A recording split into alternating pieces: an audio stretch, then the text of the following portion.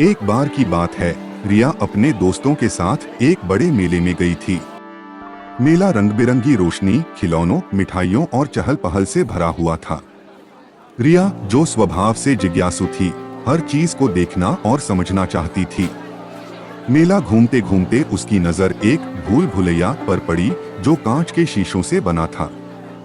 Board पर लिखा था, हिम्मत है तो अंदर आइए। रिया के दोस्तों ने इसे जाने का मन नहीं बनाया, लेकिन रिया ने उत्साह में आकर अकेले ही अंदर जाने का फैसला किया।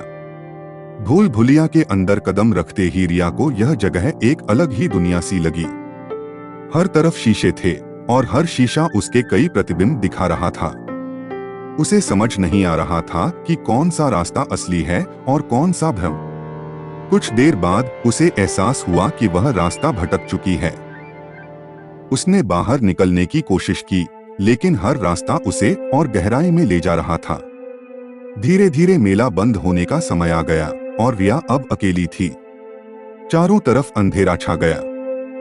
डर से उसका दिल तेजी से धड़कने लगा। घबराई हुई रिया ने एक कोने में बैठकर खुद को शांत करने की कोशिश की। तभी उसे एक हल्की सी आवाज सुनाई दी, डरो मत, मैं मदद करूंगा। रिया ने मुड़कर देखा तो एक छोटी सी जुगनू फायरफ्लाई चमक रहा था। जुगनू ने खुद को चीकू बताया और कहा, मैं यहाँ फंसे लोगों की मदद करता हूँ। चीकू ने रिया को समझाया कि भूल भुलैया सिर्फ डरने के लिए नहीं है, बल्कि यह धैर्य और आत्मविश्वास की परीक्षा है। रिया ने अपनी घबराहट को काबू में किया और चीकू के साथ मिलकर रास्ता ढूंढने लगी।